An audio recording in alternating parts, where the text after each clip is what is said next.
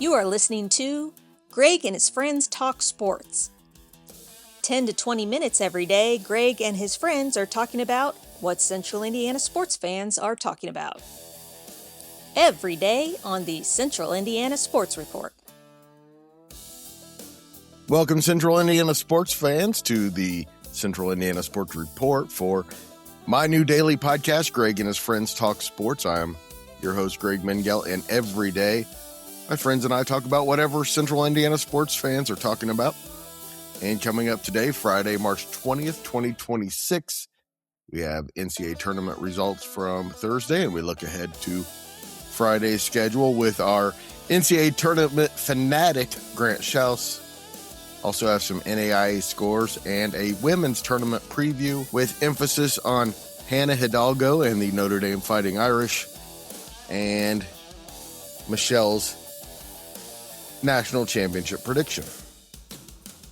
And on Thursday, we released an IndyCar report with Elijah Poe, kind of talking a little bit about the Indy 500. Going to have 9 previous winners in it this year.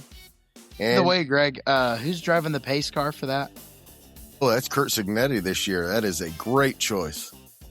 Great choice. Might have gotten Fernando to try to do it. Oh, that would have been a good one, too. That would have been a great one. I can't believe Signetti agreed to do it. That's awesome. I hope to God that dude don't wreck that thing. I'll be the most nervous right now. Like, dude, just get through the 3 or 4 heat laps. Lord, protect that man. Please protect that man. Also, we should have a full NCAA tournament recap we should have a full NCAA tournament day 2 recap after Friday night's games, including Purdue, with Grant and Mike Hutzel, Jake Dunn, Michelle Garmon, maybe even more. We could have a full house on Friday night. Man, I think asking this of a bunch of old guys on a Thursday night with work the next day was too much. So this podcast is going to kind of fill in for that one. Also working on a fever report with John Robertson and Michelle Garmon for Sunday, now that we know there's going to be a season, Grant. I didn't know that the season was in jeopardy, so I'm glad I know now, and I know what I can listen to on the fever report. Labor peace, Grant. Labor peace. Thanks, everyone, for joining us. My friends and I will be back tomorrow and the next day and the next day and the day after that. And Grant, real fast, before we get to the results, give day 1 of the NCAA tournament a grade. Grade it on a scale on all the other day 1s in your life. Oh, I watched so many of them. They all run together. To be honest with you, they all start to run together. I felt like when I was in high school, the first day for probably my junior and senior year were really, really good. Today was really great.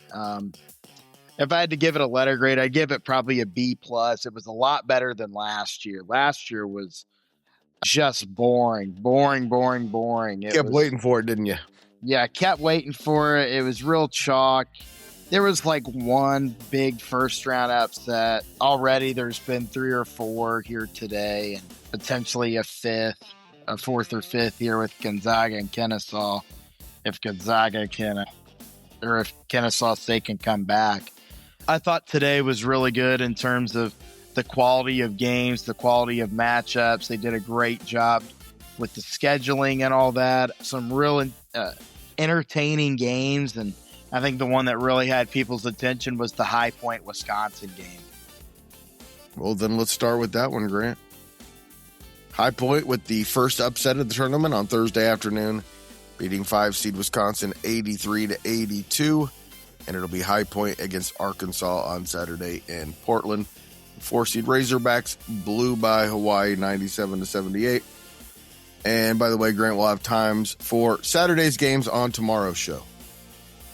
Yeah, and looking at that High Point team, I think that was probably a little bit of a trendy upset. They were 30-4 coming in to today, and We watched the 2026 version of Jack Golke for High Point. Chase Johnston, he hit that big three from the logo there at one point. He hit some big threes down the stretch. Those are the best. Their little guard that they had was a dude named Rob Martin, who, funny enough, I had Rob Martin as a principal when I was in school, same name. And did you like him? I liked him. Yeah, he would always get us in the gym and shoot full court hook shots and would say, "All right, guys, if I make this, girls go first, but if I miss, boys go second." So Nice. yeah, so it was one of those. But actually, one of my buddies texted our group chat and said, "I can't believe High Point has a Rob Martin and he doesn't have an absolute butter full court hook shot like this dude used to shoot." So That's right. He needs to add that to his repertoire. this High Point team was really fun. They're what really encapsulates a good Cinderella team. They got the little shifty guard that can shoot. They've got the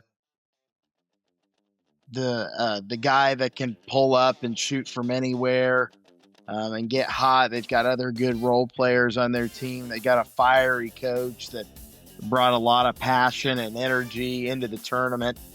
And that's what makes the tournament special, are teams like High Point.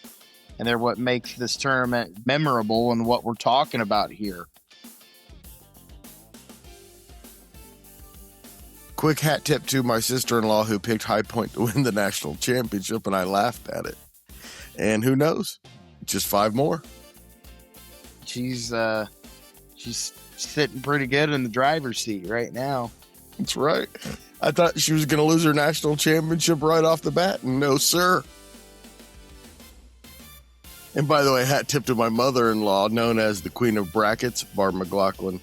She's won 4 of our 5 last bracket competitions.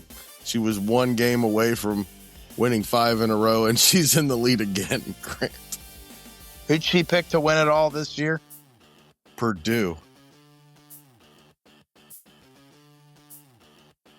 That was her mistake when she lost, by the way, too. Oh, well, see, I always pick Purdue to win because I've never picked a national champion correctly. So they're always going far in my bracket. Appreciate that. Also in the West End, Portland, Texas won its second game in 3 days, 79-71 over AJ DeBonsa and the BYU Cougars. The Longhorns will face either Gonzaga or Kennesaw. They're still playing. The only game left as we do this podcast live that's still competitive. It's 48-42 right now, Gonzaga over Kennesaw, and we will not leave this podcast until it's over. Well, at least I won't, Grant. You might, but I won't. You got to get up early and watch more basketball. Yeah, man, and I'll be in tune with it. It'd be pretty cool if Kennesaw could pull it off here after dark. It'll be Kennesaw against Texas, and I guess a couple of what you would call Cinderellas these days, although Texas could probably never really be a Cinderella, right? I think Texas is really good. They're really good. They're talented. They've got a good coach in Sean Miller. BYU, a team with potential NBA players on it, big time NBA draft picks on it, and for them to get that win on Thursday is huge for Texas, winning 2 games in 3 days, and now you're trying to win 3 games in 5 days on Saturday. Grant, that BYU team was a national championship contender and then lost 2 of its 3 best players.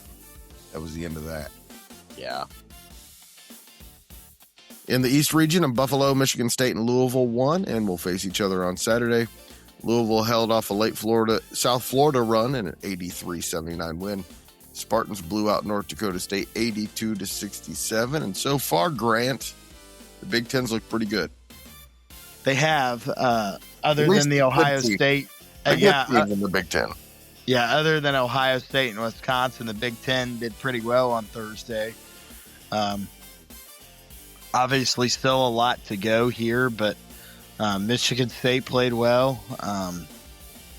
Nebraska won their first ever NCAA tournament win today. First ever NCAA tournament game that they won, and looked pretty good doing it. It was fiery early, very competitive early on, but then Nebraska with Price Sanford, man, just took over.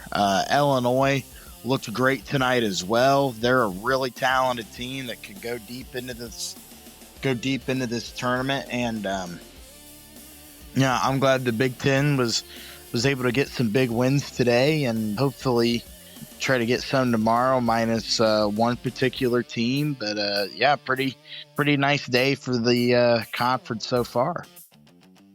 By the way, Grant, only 3 Big Ten teams in action tomorrow: Purdue, UCLA, and Iowa.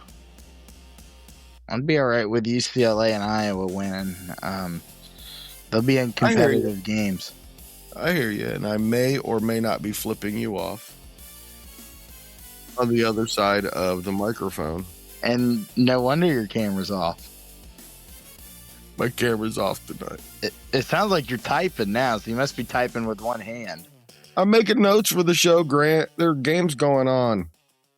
Speaking of the Big Ten, also in Buffalo, Michigan had a hard time for a while, but beat Howard 101-80, and will play my favorite non-Purdue team in the tournament, Grant, the St. Louis Billikens, after it's not over yet, but are destroying the Georgia Bulldogs right now. The score is 100-67 with 3 minutes left. Yeah, Michigan kind of let Howard hang around there for a minute. Scrappy Howard team gave them a game. By the way, Grant, still 3 minutes to go, 100 points. St. Louis 41 for 67 from the field. Wow. And they got Robbie Avila, Larry Nerd. Love it.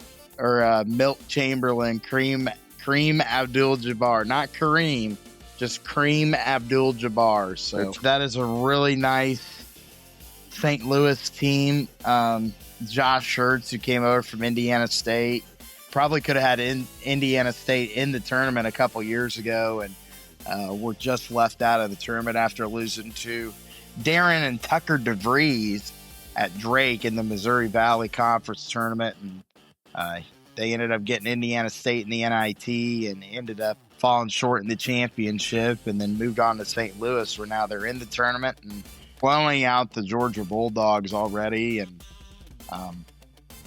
St. Louis, a team that I think could give Michigan a tough time on Saturday. I think that'll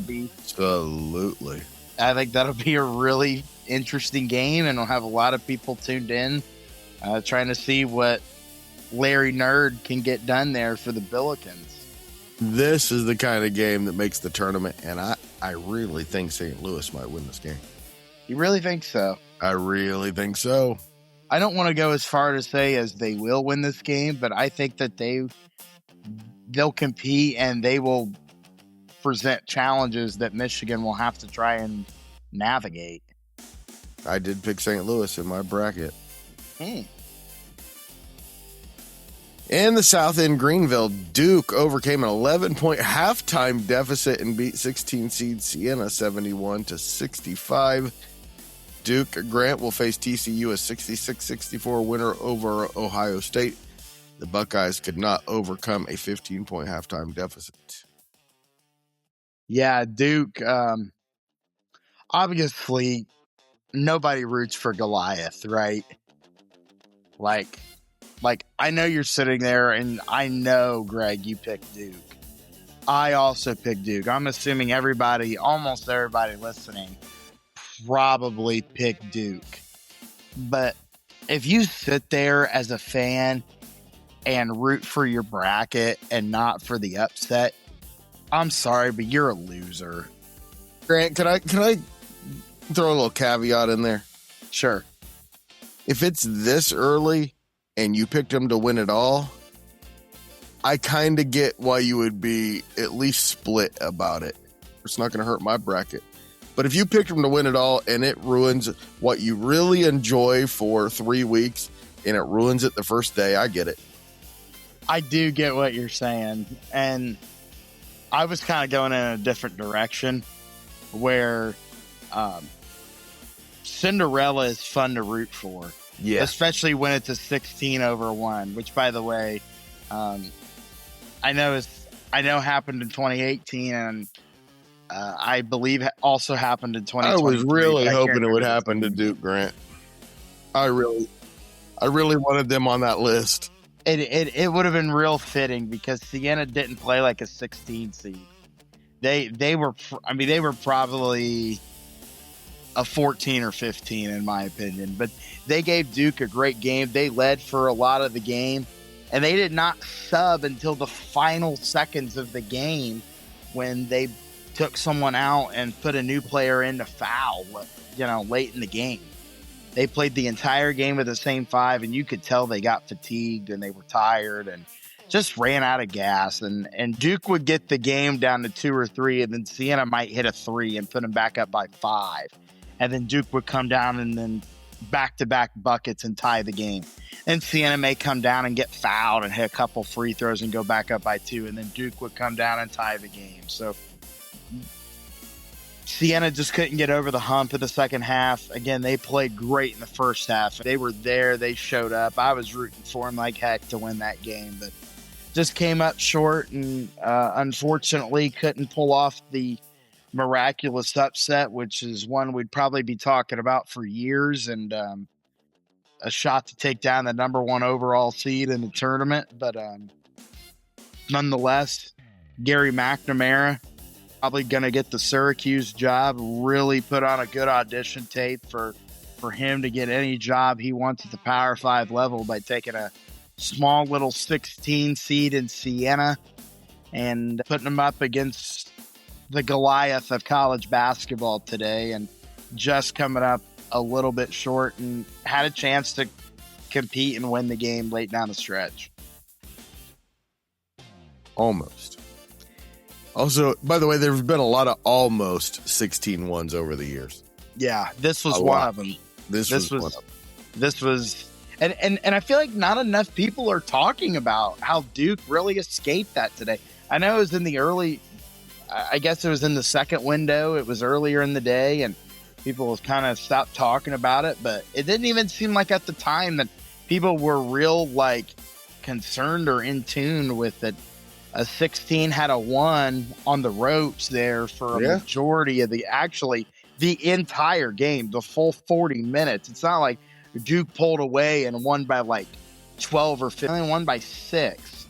And Siena had a chance to come down and potentially bring it to a 1-possession game with under 30 seconds to go. So, again, Siena, all the credit for being able to fight. And I actually saw that team in person this year down at Indiana. Indiana kind of had their way with Siena. Nice coaching job there. Yeah, they beat them by 20, and I don't know. That's kind of why I was rooting for Siena too. But I always love the upset. Also in Greenville, a bit of an upset. VCU came from 19 points down. I had 17 in my notes. 19 points down to beat North Carolina, 82-78 in overtime. The Rams will face Illinois, a 105-70 winner over Penn. David Merkovich, 29 points. And Tipton's own Ben Hummerkaus, 12 points in the win for the Illini. So VCU, Illinois, another win for the Big Ten. And the VCU North Carolina game was exciting. Went to overtime, and VCU had a chance with the ball to win it and threw it away in the final seconds of regulation. North Carolina actually got a shot off that could have won the game. There was one point I thought that game was over. Yeah, I thought that was probably, you could make the argument for High Point, Wisconsin. I thought the VCU North Carolina game was just a tad more entertaining than the High Point, Wisconsin game. I thought they were both great games, but the VCU game was great. That's like the 4th or 5th different coach they've had to win an NCAA tournament game in the last 15 years at VCU. Where Shaka Smart won a game there, Will Wade won an NCAA tournament game there as the coach, Mike Rhodes, and now Phil Martelli Jr., which, by the way, his dad, Phil Martelli Sr., I've gotten to know over the last few years by him coming and recruiting in Indiana, and him and I have stayed in touch. I've done a couple interviews with him, and just a great guy all around. That's why I was just a great dude, and that's why I was pulling for VCU to win that. And we'll keep pulling for him. Well, now it's him against Ben Hummerkhaus from Tipton, so I don't know. I'm going to be a little torn there. Well, you might be. I won't. It'll be 4-seed Nebraska and 5-seed Vanderbilt Saturday in Oklahoma City. The Cornhuskers got off to a bit of a slow start, but ended up blowing out Troy 76-47. Vanderbilt pulled away to beat McNeese 78-68, and I know you were a huge Vanderbilt fan today.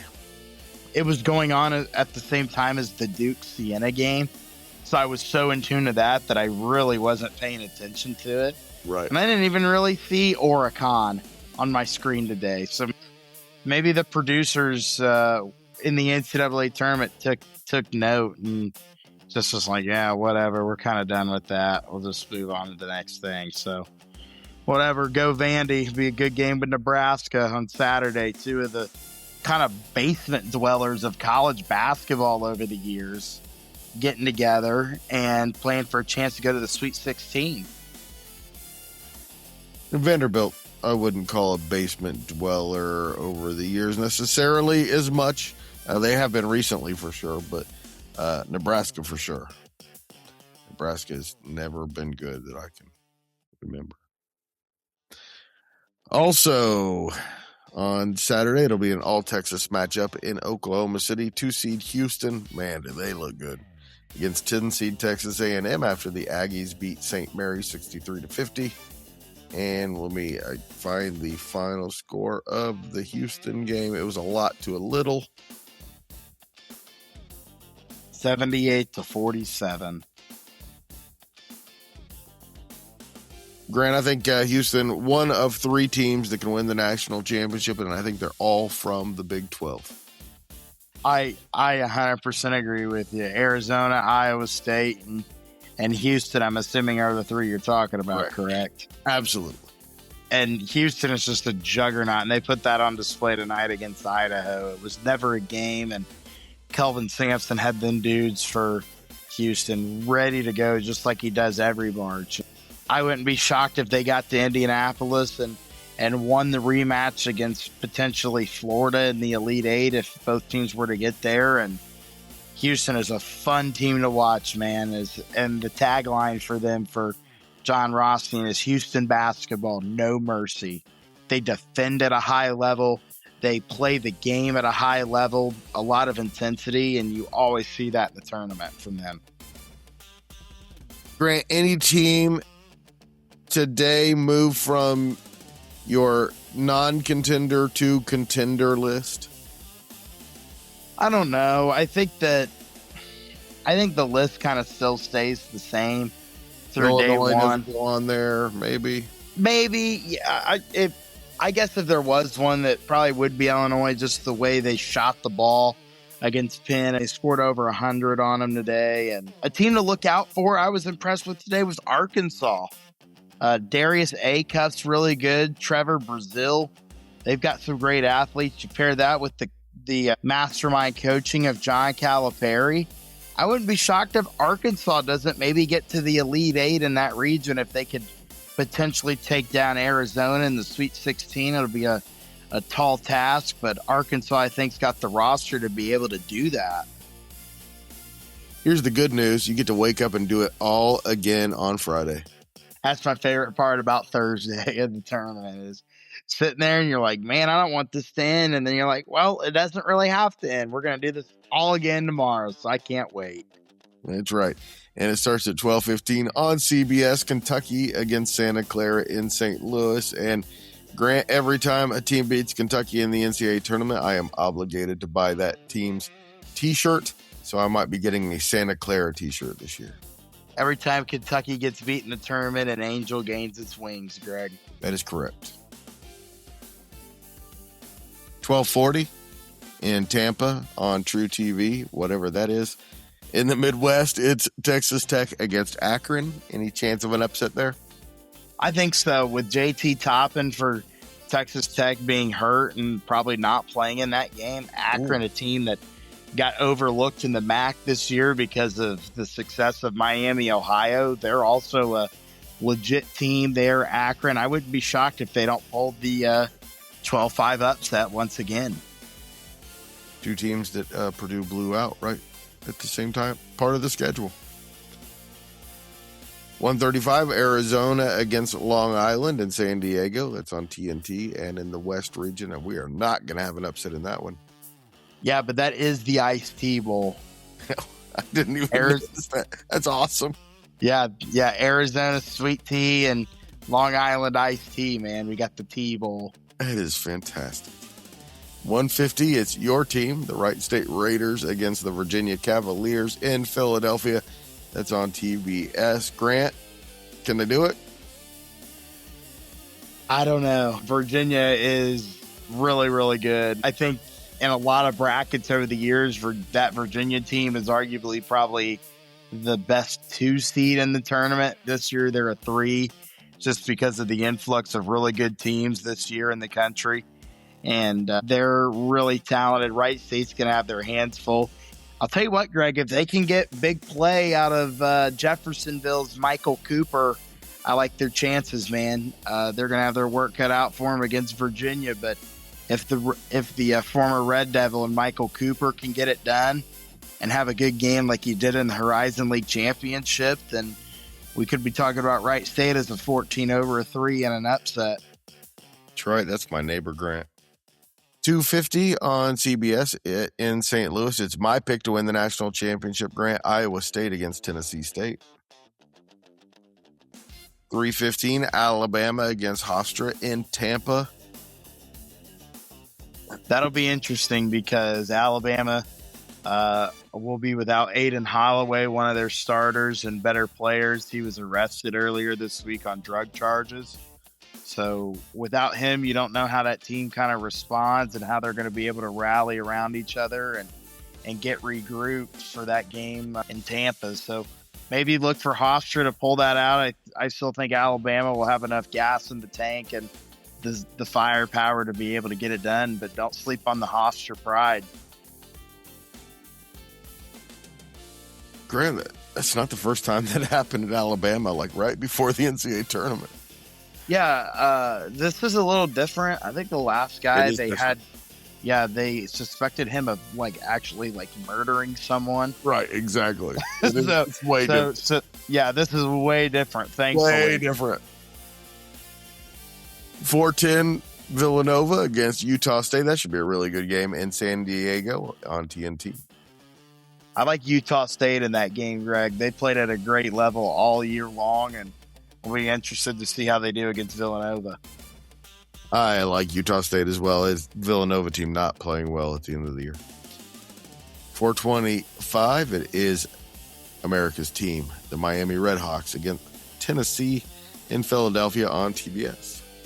I really wish that game was in the third window, the night window, like the early evening window. It's going to be the only game on, though. That is true. If Cinderella's carriage pulls up to the castle there in Philly for back-to-back games and the lower seed jumps in, there's a potential chance we could see, and I don't know how likely this would be, there's a potential chance, Greg, we could see Wright State and Miami of Ohio in the second round on Sunday in Philadelphia, which would be utterly amazing. Those two teams played during the year at Wright State over in Beaver Creek, and I know who won that one. I think I know who won that one too, and it was Miami. And I would love to see them play each other in the second round of the NCAA tournament. That would be awesome. I'm not going to say it's unlikely. It doesn't look like maybe that could happen. I think one of those teams will probably get beat. I think one of those teams would be Wright State because I think Miami, Ohio is going to beat Tennessee on Friday afternoon. I agree. I think they're making a run, Grant. I think they can get they can play themselves potentially into the last weekend of the year. They're that good. Agreed.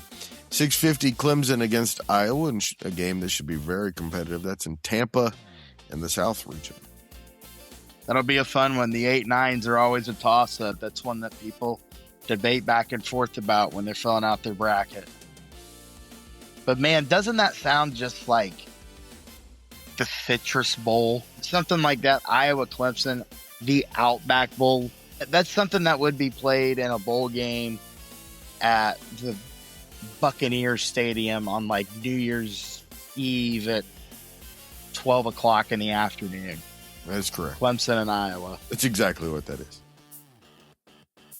7:10 on CBS. It's Rick Pitino and the St. John's Red Storm against Northern Iowa in the East region. 7:25 UCLA and UCF in Philadelphia on TBS. That's also in the East region. And then 7:35, the Purdue Boilermakers against the Queens Royals in St. Louis. And Grant, I'm scared to death of this game. Honestly, I can see why you would say that just with what Purdue's done over the years. But if Purdue continues to play on the roll and stay on the tracks from the Big Ten tournament last week, they're going to be just fine for the next 2 games, at least in the tournament. So I wouldn't be shocked if Purdue doesn't come out and beat Queens pretty good. Wouldn't be shocked by that either, but every game Purdue lost this year, Grant, it was because the other team could fill it up, and Queens can fill it up. Yeah, that certainly would be a concern, like the Iowa State game for Purdue earlier in the year. They lost that game because Iowa State got hot in the second half, and midway through the second half was still shooting 80% in the half. So Illinois, same thing. Wisconsin, same thing. Indiana, the same thing, down at IU. So there's a lot that goes into it, but I think Purdue will be just fine on Friday night. Probably, but it's been a nightmare. 9:25, defending national champion Florida against Prairie View in Tampa. That's, of course, in the South. 9:45, Darren Peterson and the Kansas Jayhawks, if he shows up, versus California Baptist in San Diego. So the California Baptist with a nice home court advantage there. Yeah, no way that California Baptist existed before the tournament. That's about as real as you went in the 200-meter dash at Blackford High School in 1990. Well, then, it's very real, Grant. I knew you were going to come back with something like that. That's a shout out to our buddy Mike Hutzel right there. That is a fact that exists in history, Grant. And there are definitely listeners to this podcast who can confirm. 10 o'clock on TBS, it is UConn against Furman in Philadelphia in the East. Know anything about Furman, Grant? Not much, but I know that they're consistent in the tournament. And, but UConn is a team that I think is capable of getting to the Final Four. No question. And then the final game Friday, the final first-round game, 10-10, is the Miami Hurricanes against the Missouri Tigers in St. Louis on True TV. And assuming Purdue wins, that will be their opponent in the second round. Yep, and Missouri, a team that pretty much could basically be playing a home game with the fact that it's in St. Louis could create a little bit of a home court advantage. And also look for the Purdue fans and probably even some Kentucky fans to travel over there to St. Louis due to the proximity of the two schools to that city. All right, Grant, real fast before we go. Indiana Wesleyan's men and women were both eliminated from the national tournament on Thursday in the NAIA. The men were upset 71-65 by Hope International, and the women lost 73-65 to Dakota State.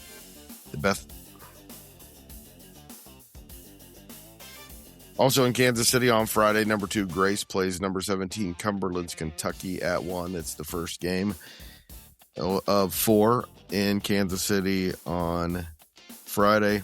And the women in Sioux City, St. Francis from Fort Wayne advanced to the Elite Eight with a 67-60 win over Hastings, Nebraska. And number 4 Marion faces Shawnee State from Ohio at 7 o'clock on Friday. Also on Friday, the NCAA tournament gets underway for the women on the ESPN network, starting at 11:30 a.m. with 3-seed Duke against College of Charleston. Jackie Hosier and the Vermont Catamounts are in Louisville on Saturday for a noon game against the host Cardinals. And Hannah Hidalgo and the 6th seed and Hannah Hidalgo and the Notre Dame Fighting Irish are the 6th seed in the Fort Worth 1 region. They play 11 seed Fairfield at 2 Saturday in Columbus. They're the only team from Indiana in the NCAA tournament. Purdue's the only men's team. That is embarrassing. And at 3 o'clock Friday, defending champion and 2026 favorite UConn gets underway against UTSA. Grant, thoughts on Jackie Hosier getting to the NCAA tournament as a freshman? Hey, good for her. Good for that Vermont team. They've always recruited the state of Indiana real well. They've had a lot of really solid girls players from Indiana go to Vermont and be great players. So that doesn't surprise me. Men's players too. Yeah, true. Like Josh Fidel, who went to Vermont. He was a great player. And the Duncan kids from Evansville. Mm-hmm. Yep, forgot about them. So there's some kind of Indiana connection to Vermont, but good for Jack and hopefully they can get it done this week. I'm sure Mickey and them and the family are pretty pleased that it's in Louisville, not that far of a drive really, and just hit 65 and get down to Louisville and watch some ball. So good for them, and I hope they can get it done. Hey Grant, my pick's UConn. Do you have a pick? I'm going to go with UConn again. UCLA is really good. The Betts girl is really good as well. She's like, 6'7", 6'8", huge for a post player in women's college basketball. So they could probably play in the championship, probably will play in the championship. I like UConn and the pedigree of Gino Auriemma, one of the greatest to ever do it, to cut down the nets in Phoenix. And here is Michelle Garmon of the Tipton Tribune and Elwood Call Leader. By the way, Grant's still upstairs playing cards with her preview of the tournament and her prediction who's going to win the national championship. And you'll never guess who it is, Grant. Michelle, I cannot call them the Notre Dame Fighting Irish without calling them Hannah Hidalgo and the Notre Dame Fighting Irish, because she is what makes that team go. But Hannah Hidalgo and the Notre Dame Fighting Irish should win on Saturday. Can they get out of Columbus, though? I think they can get out of Columbus. However, Ohio State is not the best matchup for them because they have the 2 sister guards, the Cambridge sisters. They're really good, too, and Hidalgo can only guard 1. Ohio State has some other complementary players. The only thing I give a slight edge to with Notre Dame is the experience. Hidalgo has been there, and this is her 3rd year through it. So I would say that she's got a little bit more of an advantage in those high pressure moments in games. But anything to be concerned about with this Fairfield team? Hey, I tell you what, Fairfield was in the IU region a few years ago when at IU played them, and for half it was competitive. Really until about the last 3 minutes, the Fairfield was right there, and then they just didn't have enough firepower. They couldn't stop Mackenzie Holmes inside yet. The Fairfield will be a team that if they're hitting outside shots, they're disciplined. They'll go in knowing they have nothing to lose. And if there's been one thing with this Notre Dame team this year, it's not being able to consistently, game to game, play at a high level. It's UConn's tournament to win, right? Yes. In fact, somebody asked me the other day, well, who do you get on root for? Who in the women's tournament? I said, I'm going to tell you what, I am not a UConn fan. But I said, it's their team. It's their tournament to lose. I will say, I think this is the last year that you're going to really be able to say it. Sarah Strong is phenomenal, and I know she'll be back next year. She's just a sophomore, but they lose AZ Fudd after this year, and probably her and Hannah Hidalgo would probably be considered the 2 of the best guards in the nation. And I think AZ Fudd could get Player of the Year. She's a great shooter, just a guard. That's what makes UConn so dangerous. I don't see them with another AZ Fudd next year. So I think they'll come back to the pack next year, but I think they are ahead of it. Although I will say this, Michigan gave them a little bit of a test earlier this year because Michigan's got athletes, and when they're hitting, they can be dangerous. I don't know that UCLA could beat UConn just because I just don't. If you can push the ball, and I think that's what they would do, and I think that would be to UCLA's disadvantage. But they might be able to just because they have the Betts sisters, because younger sister is starting to step up and make her presence known here at the end of the season. Give me a sleeper or two. Okay, I'm going to give you a sleeper. I'm going to give you Miami of Ohio. Just like the men, I'm rooting for the Redhawks in the men's and the women's tournament. For the women, it's because Glenn Box is their head coach, and they have a Wiersbe that's his associate head coach. Wiersbe is the brother of IU associate head coach Rhett Wiersbe. Glenn Box was also an associate head coach under Terry Moore at IU. So there's an IU connection. Plus, Sarah Scalia's little sister is an all-MAC player for Miami of Ohio. I'll be rooting for the Redhawks. Thanks so much, Michelle.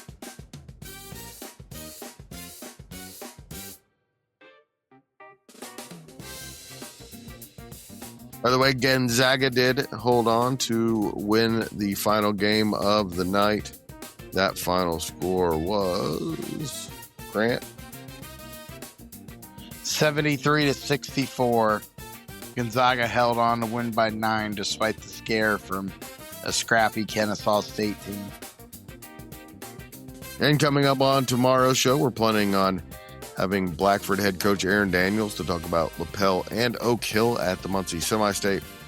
Also, earlier Thursday, we released our Semi-State preview with Michelle, Grant, and Kevin. A lot of listens already. Glad that's getting out to everyone. Go check that out. That was fun, Grant. We predicted all 24 games. I'm excited to do it next week for the state finals, and hopefully our picks are correct, and we'll be able to do it again next week. And, of course, tomorrow night we will be talking NCAA Tournament on this show, and we hope and probably will have a recap show all on its own because the first round will be in the books. Thanks so much, Grant. Appreciate it, Greg. Thanks, everybody, for listening, and we'll be back tomorrow. The music sounds like Donahue or what's your name? Something Jones during the daytime. I can't remember. It's awesome. Thanks so much, Grant and Michelle, and of course we'll be back again tomorrow. Definitely have this show. We hope to have a full recap with a full panel of people reacting to Friday's games and looking ahead to Saturdays as well. Also, of course, to be talking a little more high school boys basketball.